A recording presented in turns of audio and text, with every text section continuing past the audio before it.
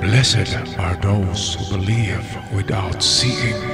John 20 verse 29. Magandang buhay mga katiyats. Welcome back sa ating treasure marker analysis. At meron tayong natanggap dito na isang magandang video ng ating katiyats, si Aris Vlog.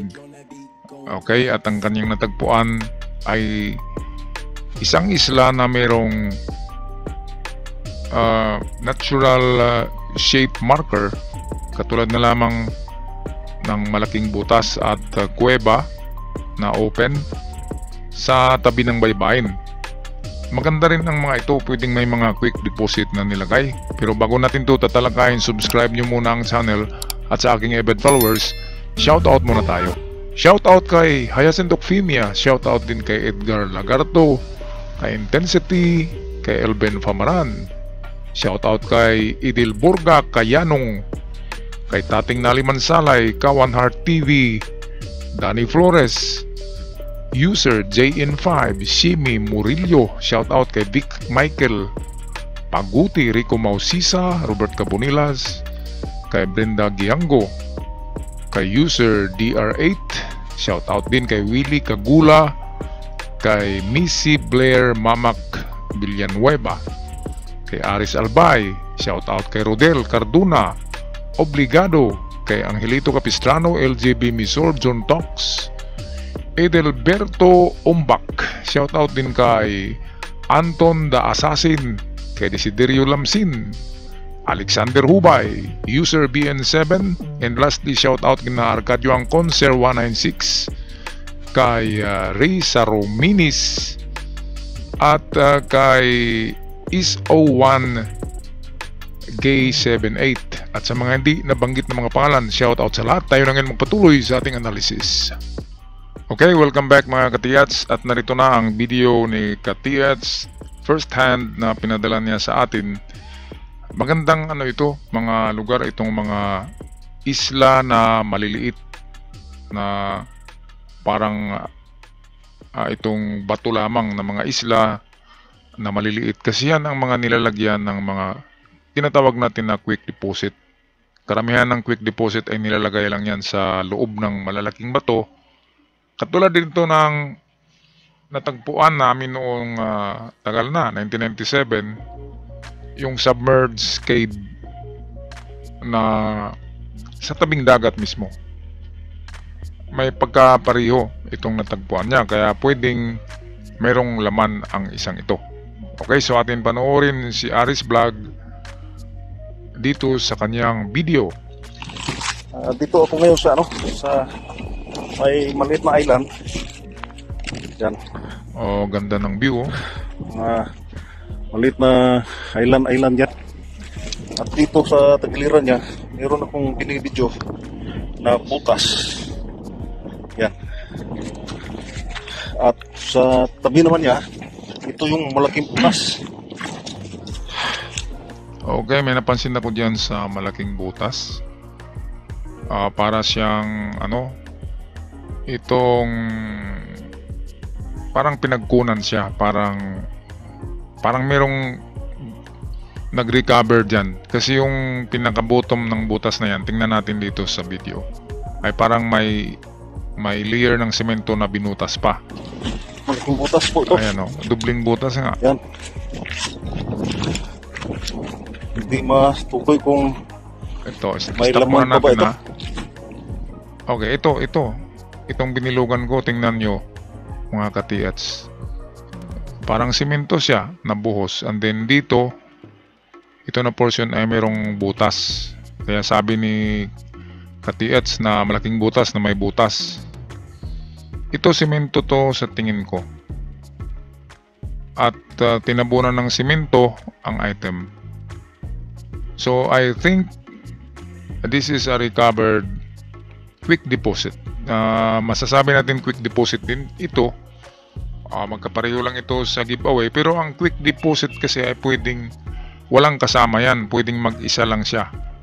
Kasi minadali yan sa paglagay, kaya tawag siya quick deposit. Ang kakaibahan niya sa giveaway, ang giveaway may mga kasama yan na big deposit. At maganda ang pagkagawa ng treasure layout burial ground.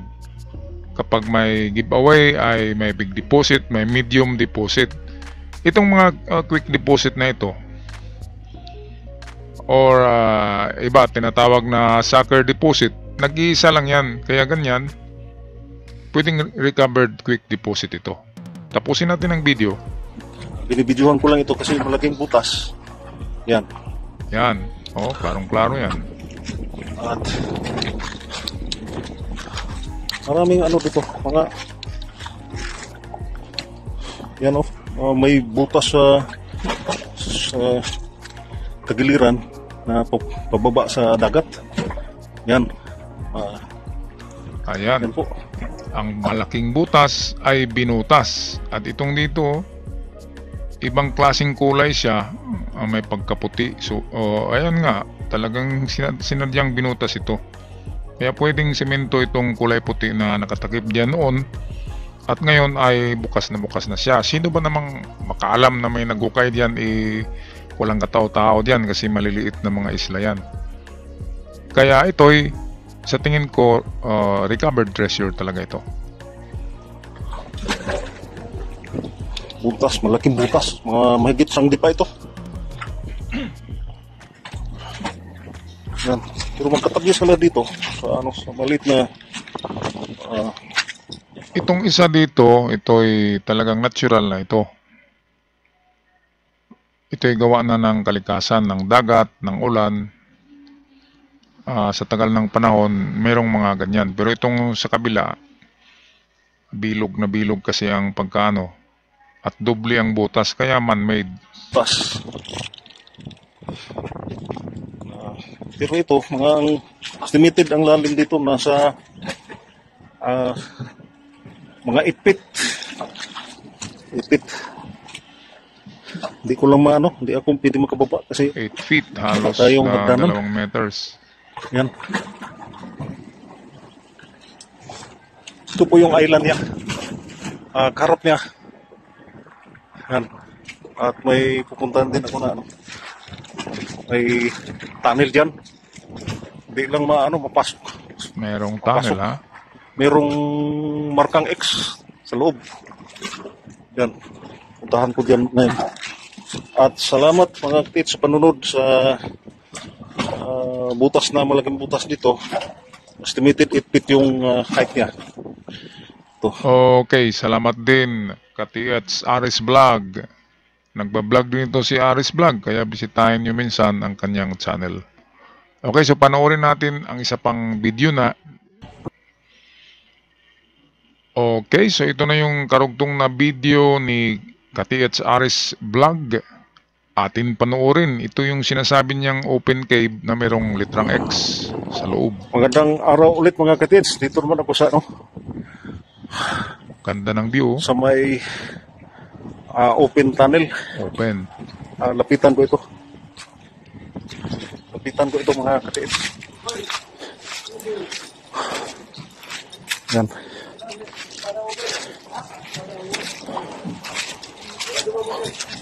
Medyo tanghali na talaga.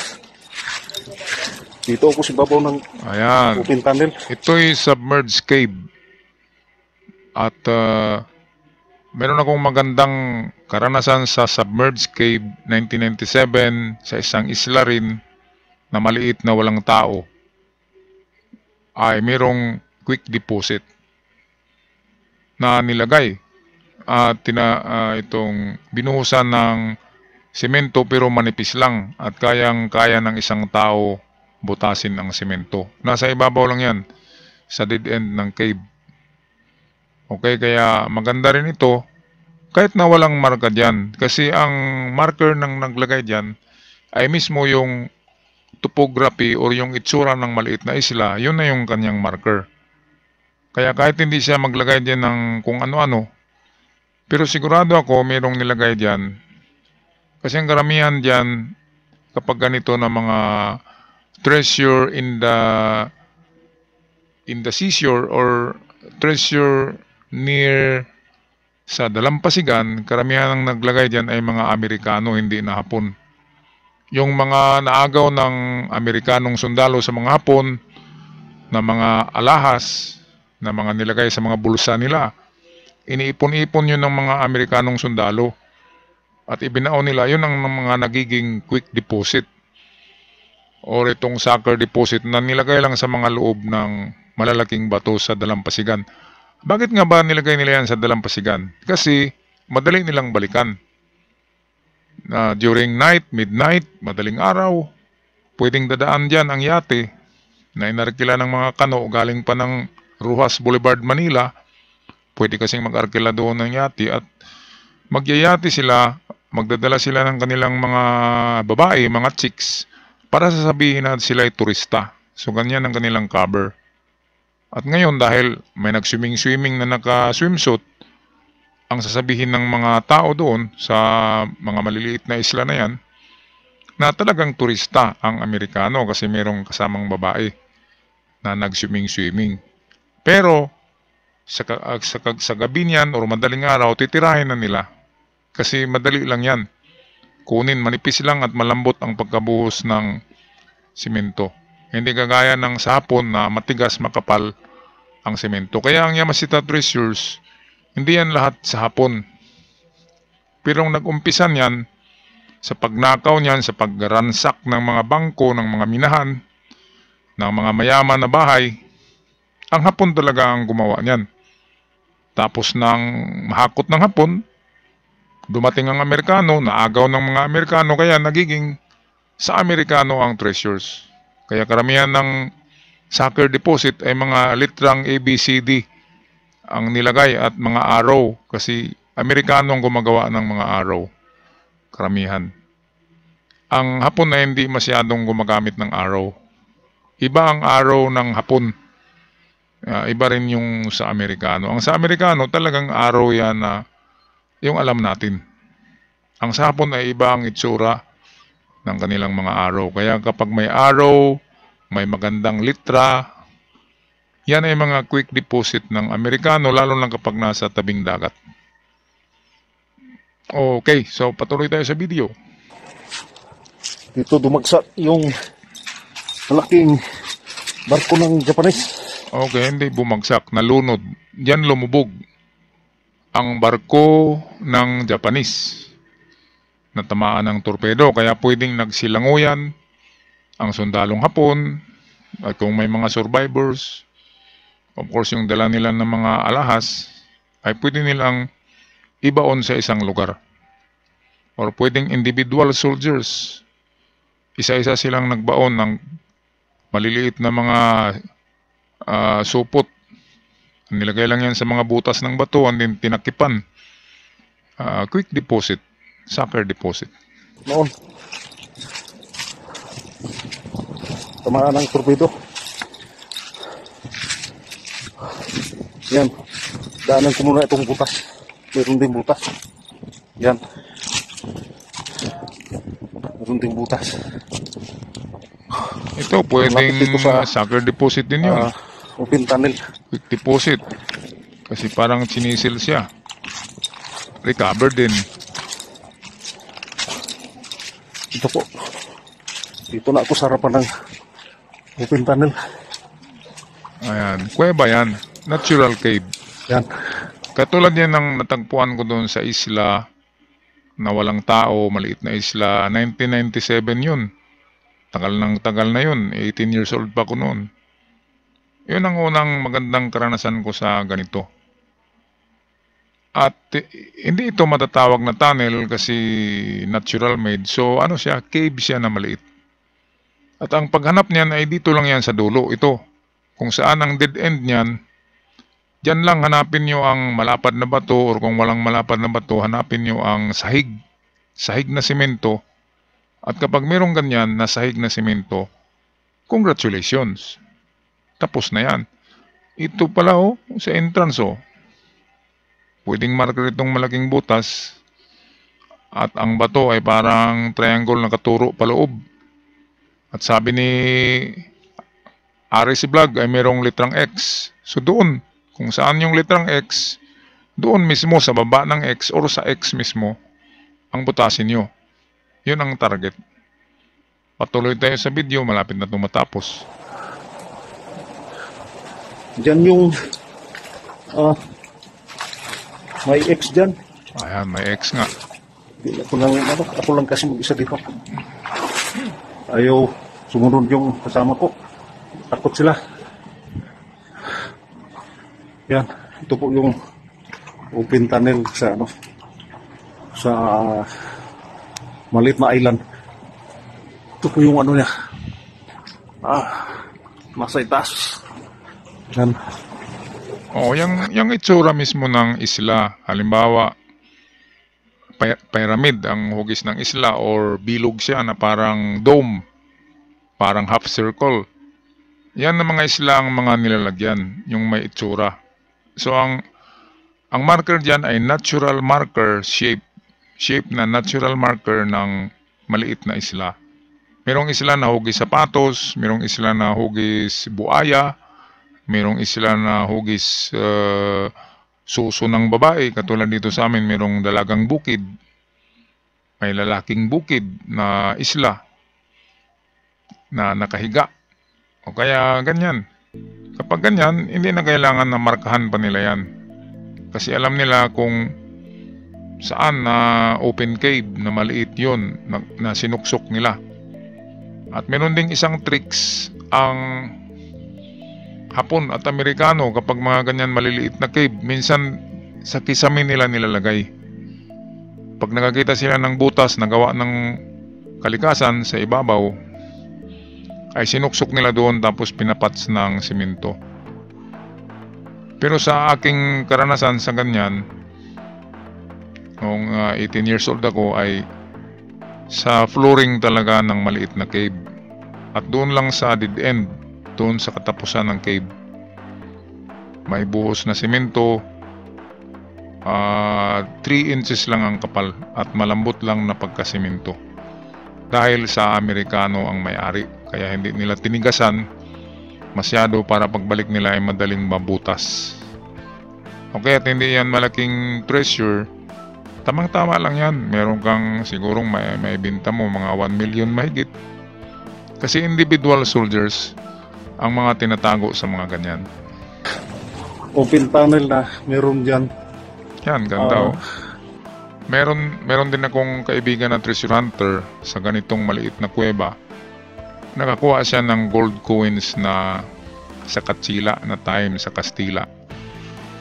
Yun din, example din yun ng mga iniwan ng Amerikano or Hapon or even ng mga pirata noon. Kasi kapanahonan pa ng Kastila na ginto. Ang problema doon ay tinunaw nila at bininta. At hindi nga umabot ng 1 million. Ngayon kung ibininta yon na kasama yung history ng coins, yung kanyang antiquity, pag ibinta yon sa museum, ay mas mahal pa yon kasi mayroong kasamang history. Ang mga itong tinatawag na gold coins, kapanahonan ni Magellan, 15th century. Ganyan. Kaya imbis na 50,000 lang ang isang coin, magiging 1 million ang isang coin dahil sa may kasama siya na history at antique siya at collector's item siya at ginto. Kaya kung makakita kayo ng mga gold coins na Spanish, yung may cross, may nakalagay na Espanya, huwag niyong tunawin kasi mayroong bibili niya na doble ang halaga kaysa gold. Okay, tapusin natin itong video. May tubig lang. May walwalo kasi dyan. May noon wala akong gamit. Nakita namin yung X. Lupait kasi yun. Kaya ito lang isa. So estimate ko dyan ay nasa 6 meters lang yan. 7 meters ang lalim. So sa 5 meters lang, pwede kayong tingnan nyo ang flooring, kung anong gawa sa flooring. Tanggalin nyo ang mga bato dyan, baka ang flooring ay simento. At kapag simento or flat rock, yan, butasin nyo. Basta flat rock ang nandyan, kasi pwedeng simento din yan. Okay. Yan ang yung kandyan. At doon pa sa unahan, merong hugis pag dyan sa loob. So, hindi ko lang malapitan. Ako lang kasi mag-isa. Takot pala ito si Katiets. Ito pong harapan niya. Pero sa likod dito yung barko sa dun sa likod. Oh, may barko. Yung barko May barko na lumubog. Barko dito. Okay. Hindi bumagsak. At dito, Pag bumagsak dyan sa na, galing yun sa langit. kukunti lang. Oh, ganda ng view. Diyan yung Black Open. Diyan sa likod na yan. Diyan yung Black Open na meron siyang kadina at angkla at kasama yung katawan ng Black Open or kabaong. Diyan. Dito sa harapan ng open tunnel. Merong Black Coffin. Ano pang ginagawa nyo dyan, ka-TH? Black Coffin, dinalian ng kadina. Yan na yan. Yang nagiging black yan kasi binalot yan ng pintura or alkitran para hindi ganong makita. So yan na mga tinatawag nyo na coffin, yan ay metal. At tinitreat siya na hindi ganong kakalawangin kaya nagiging itim siya. Nilagyan siya ng rubberized alkitran. Pambalot yan sa mga ginto, yung kulay itim na pintura ng hapon. Kaya pwedeng sa hapon ang nandyan kasi nandyan nga yung lumubog na barko diyan ng hapon, sabi nyo. At ang maganda diyan yung coffin na sinabi nyo, yung kabaong na itim na tinalian ng kadina na may pundo pa. Yan. Ano pang hanapin nyo? Nandyan na yan, ka-TH. Buksan nyo yung sinasabing itim na kabaong. Wala nang lason yon kasi dagat yan. Expired na yung lason. Kaya maganda. Pag natagpuan nyo yung Black Coffin, buksan nyo na. Huwag nyo nang patagalin pa. Sigurado, merong magandang laman. Okay, so hanggang dito lang ako mga ka-TH. Matagal na ito. Good luck sa inyo dyan. Yan. Salamat din sa inyo, Aris Vlog, sa iyong magandang video. Ako'y magpaalam na hanggang sa muli. Paalam mga ka-TH. God bless you all.